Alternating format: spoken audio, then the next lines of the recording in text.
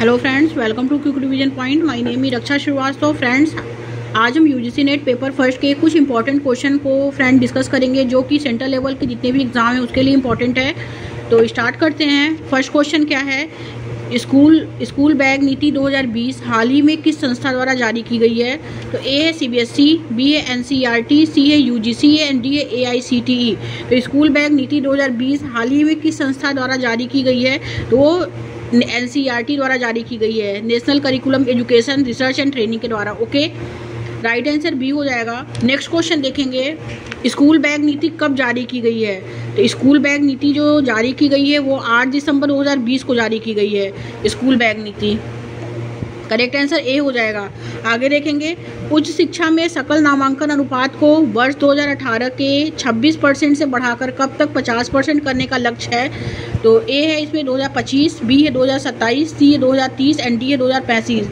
तो स्कूल उच्च शिक्षा में सकल नामांकन अनुपात को वर्ष 2018 के 26% से बढ़ाकर कब तक 50% करने का लक्ष्य है? तो वो 2035 तक है। राइट आंसर डी हो जाएगा। नेक्स्ट क्वेश्चन देखेंगे, स्नातक डिग्री संरचना को कितने वर्गों में बांटा गया है? तो स्नातक डिग्री संरचना को ए है 3 वर्ग, बी है 4 वर्ग, सी है 5 वर्ग एंड डी है 6 वर्ग। तो स्कूल स्नातक डिग्री संरचना को जो बांटा गया है वो 3 वर्गों में बांटा गया है। राइट आंसर ए हो जाएगा। आगे देखते हैं फ्रेंड्स, नेक्स्ट क्वेश्चन क्या है, नई शिक्षा नीति के तहत किस डिग्री कार्यक्रम को खत्म कर दिया गया है? तो वो एमफिल के डिग्री कार्यक्रम को खत्म कर दिया गया है नई शिक्षा नीति के तहत। ओके, आगे देखते हैं, नई शिक्षा नीति 2020 के अनुसार भारतीय उच्चतर शिक्षा आयोग के तहत कितने स्वतंत्र राज्यों का गठन किया जाएगा? तो ए है 3, 4, 5 और 6। तो राइट आंसर बी हो जाएगा, 4 राज्यों का गठन किया जाएगा। आगे देखेंगे, यूनेस्को ने भारत की कितनी भाषाओं को लुप्त प्राय घोषित किया है? तो यूनेस्को ने भारत की कितनी भाषाओं को लुप्त प्राय घोषित किया है? तो वो 197 भाषाओं को किया है। राइट आंसर सी हो जाएगा। आगे देखेंगे, नई शिक्षा नीति 2020 के तहत अनुवाद एवं विवेचन के लिए किस नई संस्था का गठन किया जाएगा? तो ए है IIM, बी है IITI, सी है ITII एंड डी है ITLA। तो नई शिक्षा नीति 2020 के तहत अनुवाद एवं विवेचन के लिए नई संस्था का गठन जो है IITI द्वारा जो है वो किया जाएगा। राइट आंसर बी हो जाएगा। आगे देखेंगे, शिक्षा के क्षेत्र में केंद्र और राज्य द्वारा GDP का कितना % सार्वजनिक निवेश किया जाएगा? तो ए है 5%, बी है 6%, सी है 7% एंड डी है 8%। तो शिक्षा के क्षेत्र में केंद्र और राज्य द्वारा GDP का जो है वो 6% सार्वजनिक निवेश किया जाएगा। राइट आंसर बी हो जाएगा। आगे देखते हैं, नई शिक्षा नीति 2020 के अनुसार भारतीय उच्चतर शिक्षा आयोग के तहत कितने स्वतंत्र राज्यों का गठन किया जाएगा? तो ए है 3, बी है 4, सी है 5 एंड डी है 6। तो नई शिक्षा नीति 2020 के अनुसार भारतीय उच्चतर शिक्षा आयोग के तहत जो है वो 4 स्वतंत्र राज्यों का गठन किया जाएगा। राइट आंसर बी हो जाएगा। आगे देखेंगे, अखिल भारतीय शिक्षा समागम का आयोजन कहाँ किया गया है? तो ए है आगरा, बी है वाराणसी, सी है लखनऊ एंड डी है दिल्ली। तो अखिल भारतीय शिक्षा समागम का आयोजन जो किया गया है वो वाराणसी में किया गया है। राइट आंसर बी हो जाएगा। आगे देखते हैं, शिक्षा मंत्रालय की रिपोर्ट के अनुसार वर्तमान में भारत के कितने % विश्वविद्यालय ग्रामीण क्षेत्रों में स्थित हैं? तो ए है 30%, बी है 40%, सी है 43% एंड डी है 50%। तो शिक्षा मंत्रालय की रिपोर्ट के अनुसार जो है वर्तमान में भारत के 43% विश्वविद्यालय जो है वो ग्रामीण क्षेत्रों में स्थित है। राइट आंसर सी हो जाएगा। आगे देखते हैं, हाल ही में कितने शिक्षकों को मध्य कैरियर पुरस्कार से सम्मानित किया गया है? तो ए है 10, बी है 13, सी है 15 एंड डी है 16। तो हाल ही में कितने शिक्षकों को मध्य कैरियर पुरस्कार से सम्मानित किया गया है? तो वो 15 शिक्षकों को। ओके, करेक्ट आंसर सी हो जाएगा। आगे देखते हैं, नेशनल बुक ट्रस्ट की स्थापना कब की गई थी? नेशनल बुक ट्रस्ट की स्थापना कब की गई थी? ए है 1978, बी है 1995, सी है 1957 एंड डी है 1999। तो नेशनल बुक ट्रस्ट की स्थापना जो की गई थी वो 1957 में की गई थी। नेक्स्ट क्वेश्चन, शिक्षा मंत्रालय की रिपोर्ट के अनुसार वर्तमान में भारत के कितने % विश्वविद्यालय ग्रामीण क्षेत्र में स्थित हैं? ए है 30%, बी है 40%, सी है 43% एंड डी है 50%। तो करेक्ट आंसर सी हो जाएगा। 43% क्षेत्र जो है वो ग्रामीण क्षेत्र में स्थित है। राइट आंसर सी हो जाएगा। नेक्स्ट क्वेश्चन, नई शिक्षा नीति 2020 किसकी अध्यक्षता में तैयार की गई है? तो ए है एम स्वामीनाथन, बी है डॉक्टर राजीव कुमार, सी है के कस्तूरी रंगन एंड डी है धर्मेंद्र प्रधान। तो नई शिक्षा नीति 2020 किसकी अध्यक्षता में तैयार की गई है? तो वो के कस्तूरी रंगन की अध्यक्षता में जो है वो तैयार की गई है। करेक्ट आंसर सी हो जाएगा। आगे देखेंगे फ्रेंड्स, निम्नलिखित में से कौन सा शिक्षण का मनोवैज्ञानिक सिद्धांत है? ए है सूचना का सिद्धांत, बी है मनोरंजन का सिद्धांत, सी है रुचि का सिद्धांत एंड डी है चयन का सिद्धांत। निम्नांकित में से जो शिक्षण का सिद्धांत है, मनोवैज्ञानिक सिद्धांत है, वो है मनोरंजन का सिद्धांत। राइट आंसर बी हो जाएगा। आगे देखेंगे, निम्न में से कौन सा समूह शिक्षण जो है पद्धति का हिस्सा नहीं है? ए है विचार गोष्ठी, बी है परिसंवाद, सी है पैनल चर्चा एंड डी है व्याख्यान। तो व्याख्यान जो है वो समूह शिक्षण पद्धति का हिस्सा नहीं है। ओके, बाकी विचार गोष्ठी, परिसंवाद, पैनल चर्चा ये सब जो है समूह चर्चा है, लेकिन व्याख्यान जो है वो समूह शिक्षण पद्धति का जो हिस्सा नहीं है। करेक्ट आंसर डी हो जाएगा फ्रेंड्स।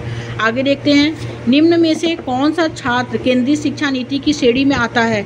ए है मुक्त अधिगम, बी है सतत अनुकरण, सी है अनुमानी विधि, डी है समीक्षा नीति। तो कौन सा छात्र केंद्रीय शिक्षा नीति की श्रेणी में आता है? तो वो है समीक्षा नीति। राइट आंसर डी हो जाएगा। शोध रिपोर्ट लेखन का हिस्सा निम्न में से कौन सा नहीं है? तो ए है शीर्षक पृष्ठ, बी है विषय सूची, सी है क्रियाविधि एंड डी है व्याख्यान। तो शोध रिपोर्ट लेखन का हिस्सा जो है वो व्याख्यान नहीं है। करेक्ट आंसर डी हो जाएगा। आगे देखेंगे, प्रत्यक्षवाद से संबंधित मुख्य सिद्धांत कौन सा है? आगे देखते हैं, ए है शिक्षार्थी में रुचि पैदा करना, बी है विषय वस्तु को संगठित करना, सी है उद्देश्यों के अनुरूप पुनरावलोकन एंड डी है उपयुक्त सभी। राइट आंसर जो होगा शिक्षार्थी में रुचि पैदा करना, विषय वस्तु को संगठित करना, उद्देश्यों के अनुरूप पुनरावलोकन। राइट आंसर डी हो जाएगा। आगे देखते हैं, निम्न में से कौन सा शोध आंकड़ों पर आधारित होता है? तो ए है मात्रात्मक अनुसंधान, बी है कार्यात्मक अनुसंधान, सी है गुणात्मक अनुसंधान एंड डी है ऐतिहासिक अनुसंधान। तो निम्न में से कौन सा जो शोध है वो आंकड़ों पर आधारित होता है? तो वो है मात्रात्मक अनुसंधान। करेक्ट आंसर ए हो जाएगा। आगे देखेंगे, कक्षा संप्रेषण के निम्न में से कौन से सोपान है? ए है शिक्षार्थी में रुचि पैदा करना, बी है विषय वस्तु को संगठित करना, सी है उद्देश्यों के अनुरूप पुनरावलोकन एंड डी है उपयुक्त सभी। तो कक्षा संप्रेषण जो होते हैं वो होते हैं शिक्षार्थी में रुचि पैदा करना, विषय वस्तु को संगठित करना, उद्देश्यों के अनुरूप पुनरावलोकन एंड उपयुक्त सभी। करेक्ट आंसर डी हो जाएगा। नेक्स्ट क्वेश्चन देखेंगे, कोई व्यक्ति 10 रुपये में 11 संतरे खरीदता है और 11 रुपये में 10 संतरे बेचता है, उसे कितना लाभ या हानि होगी? उसे 21% का लाभ होगा। ओके, करेक्ट आंसर सी हो जाएगा। आगे देखते हैं फ्रेंड्स, निम्न में से किसके द्वारा वेब सर्वर के मध्य संचार को स्थापित कराया जाता है? तो निम्न में से किसके द्वारा वेब सर्वर के माध्यम से मध्य संचार को स्थापित जो है कराया जाता है? ए है HTTP, बी है IMP, सी है SSL एंड डी है FTP। तो राइट आंसर सी हो जाएगा SSL। आगे देखते हैं, निम्न में से कौन सी NCERT की सहयोगी इकाई है? तो वो है राष्ट्रीय शिक्षा मंच संस्थान, बी है केंद्रीय शैक्षिक और प्रौद्योगिकी संस्थान, सी है क्षेत्रीय शिक्षा संस्थान एंड डी है उपयुक्त सभी। करेक्ट आंसर डी हो जाएगा फ्रेंड, उपयुक्त सभी। आगे देखेंगे, गीगाबाइट किसको प्रदर्शित करता है? तो गीगाबाइट जो है ए है 1 करोड़ को, बी है 1 अरब, सी है 10 अरब एंड डी है 1 लाख। गीगाबाइट जो है वो 1 अरब को प्रदर्शित करता है। करेक्ट आंसर बी हो जाएगा। आगे देखते हैं, निम्नलिखित में से कौन प्राथमिक मेमोरी है? तो रैम एंड रोम जो है वो प्राथमिक मेमोरी है। ओके, करेक्ट आंसर सी हो जाएगा, ए एंड बी दोनों। आगे देखते हैं फ्रेंड्स, भारत के सभी केंद्रीय विश्वविद्यालयों का कुल अध्यक्ष कौन होता है? तो ए है राज्यपाल, बी है राष्ट्रपति, सी है मुख्यमंत्री एंड डी है प्रधानमंत्री। तो भारत के सभी केंद्रीय विश्वविद्यालयों का कुल अध्यक्ष जो होता है वो राष्ट्रपति होता है। करेक्ट आंसर बी हो जाएगा। आगे देखते हैं फ्रेंड्स, नेक्स्ट क्वेश्चन क्या है? HTML का विकास किसके द्वारा किया गया था? तो HTML का विकास जो किया गया था वो टिम कुच, बी है टिम बर्नर्स-ली, सी है बिल गेट्स एंड डी है इनमें से कोई नहीं। तो राइट आंसर बी हो जाएगा, टिम बर्नर्स-ली के द्वारा किया गया था। करेक्ट आंसर बी हो जाएगा। आगे देखते हैं, माइक्रोसॉफ्ट कंपनी की स्थापना किसके द्वारा की गई थी? तो माइक्रोसॉफ्ट कंपनी की स्थापना Bill Gates and Paul Allen के द्वारा की गई थी। करेक्ट आंसर सी हो जाएगा। आगे, निम्नलिखित में से किस व्यवस्था में विचारों और मुद्दों की व्यापक रेंज को संभव बनाया जा सकता है? तो ए है कार्यशाला, बी है सम्मेलन, सी है संगोष्ठी एंड डी है शोध लेख। तो किस व्यवस्था में विचारों और मुद्दों की व्यापक रेंज को संभव बनाया जा सकता है? तो वो है सम्मेलन को। राइट आंसर बी हो जाएगा। आगे देखते हैं, वैज्ञानिक अनुसंधान के मुख्य अभिलक्षण क्या हैं? तो वो हैं अनुभव सिद्ध सिद्धांत, एक प्रायोगिक। राइट आंसर डी हो जाएगा, उपयुक्त सभी।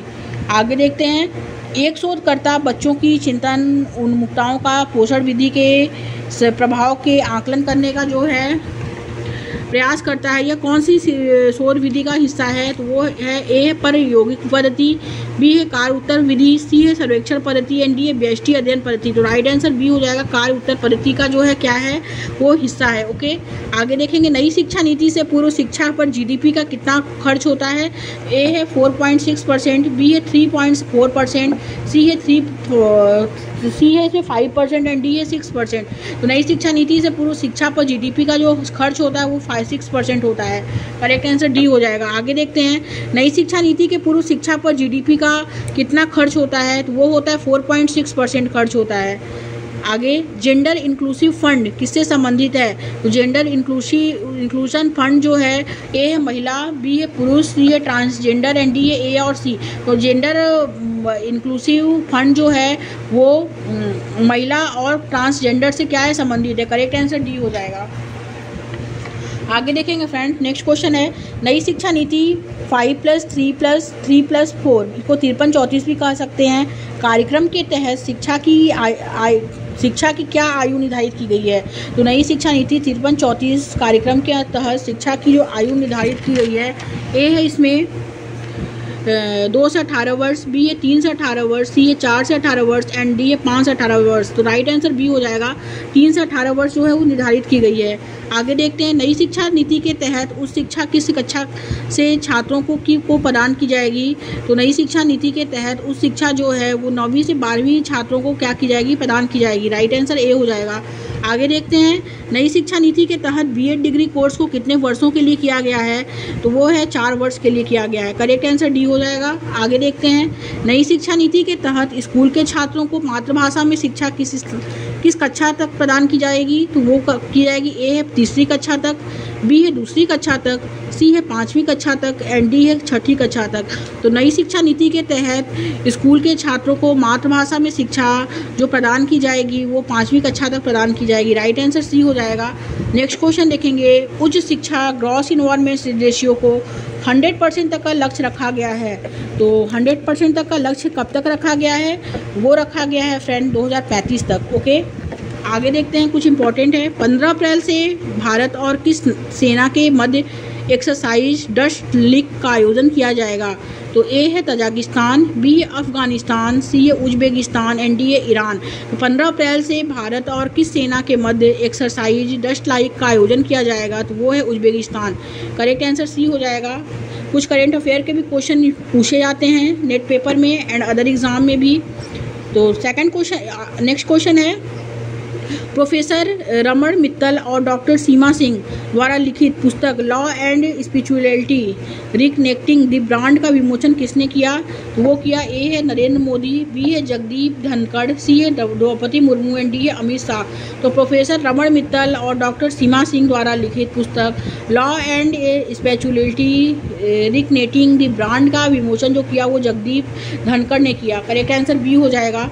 13 अप्रैल को ऑपरेशन मेघदूत को 40 वर्ष हुए। ऑपरेशन मेघदूत का संबंध किससे है? तो वो ए है सियाचिन ग्लेशियर, बी है अक्साई चीन, सी है कच्छ एंड डी है इनमें से कोई नहीं। तो 13 अप्रैल को ऑपरेशन मेघदूत को 40 वर्ष हुए। ऑपरेशन मेघदूत का संबंध जो है वो सियाचिन ग्लेशियर से है। आगे देखते हैं अर्थ एक्शन द्वारा प्लास्टिक ओवरशूट डे 2024 जारी की रिपोर्ट के अनुसार भारत के प्रति व्यक्ति कितना प्लास्टिक अपशिष्ट उत्पन्न करता है? ए है 8 kg, बी है 6 kg, सी है 5 kg एंड डी है 7 kg। तो अर्थ एक्शन द्वारा प्लास्टिक ओवरशूट के डे 2024 जारी की गई और रिपोर्ट के अनुसार भारत के प्रति व्यक्ति कितना प्लास्टिक अपशिष्ट उत्पन्न करता है? तो वो 8 kg उत्पन्न करता है। आगे देखते हैं बोहाग बिहू नववर्ष के रूप में किस राज्य में मनाया गया है? तो ए है असम, बी है मणिपुर, सी है त्रिपुरा एंड डी है केरल। तो करेक्ट आंसर ए हो जाएगा फ्रेंड, असम में मनाया गया है। आगे देखते हैं रक्षा मंत्रालय ने किस संस्था को LCA mark IA fighter jet खरीदने के लिए टेंडर जारी किया है? ए है defence research and development organisation, B है हिंदुस्तान एरोनॉस्टिक लिमिटेड, सी है Indian space research organisation and D है भारत इलेक्ट्रॉनिक लिमिटेड। तो रक्षा मंत्रालय ने किस संस्था को LCA mark IA fibre jet खरीदने के लिए टेंडर जारी किया है? तो वो है Hindustan aeronautics limited. Correct answer B हो जाएगा। आगे देखेंगे हाल ही में कौन सा बैंक लक्षद्वीप में शाखा खोलने वाला पहला निजी बैंक बन गया है? तो ए है एक्सिस बैंक, बी है HDFC बैंक, सी है यस बैंक एंड डी है ICICI बैंक। तो हाल ही में कौन सा बैंक लक्षद्वीप में शाखा खोलने वाला पहला निजी बैंक बन गया है? तो वो है HDFC bank. Correct answer B हो जाएगा।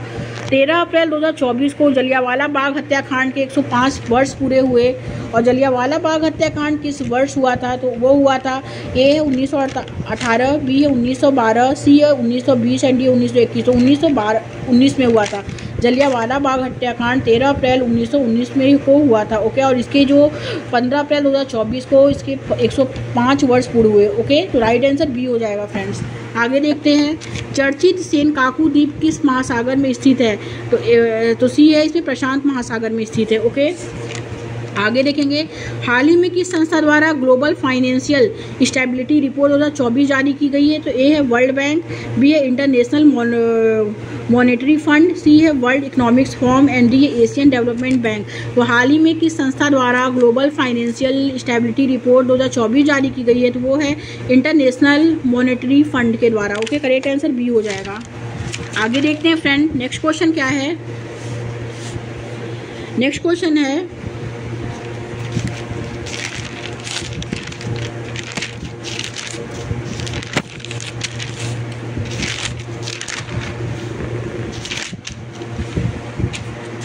नेक्स्ट क्वेश्चन है फ्रेंड की किशोरों की खरीदारी की आदतों पर एक अध्ययन इसका उदाहरण है। तो किशोरों की खरीदारी की आदतों पर एक अध्ययन जो है वो ए है व्यावसायिक अनुसंधान, बी है पूर्व कार्योत्तर अनुसंधान, सी है वैचारिक अनुसंधान एंड डी है मौलिक अनुसंधान। तो किशोरों की खरीदारी की आदतों पर एक अध्ययन जो है वो पूर्व कार्योत्तर अनुसंधान का उदाहरण है। राइट आंसर बी हो जाएगा। आगे देखते हैं, निम्नलिखित में से कौन सा शोध प्रकार मौजूदा स्थितियों को सुधारने पर केंद्रित है?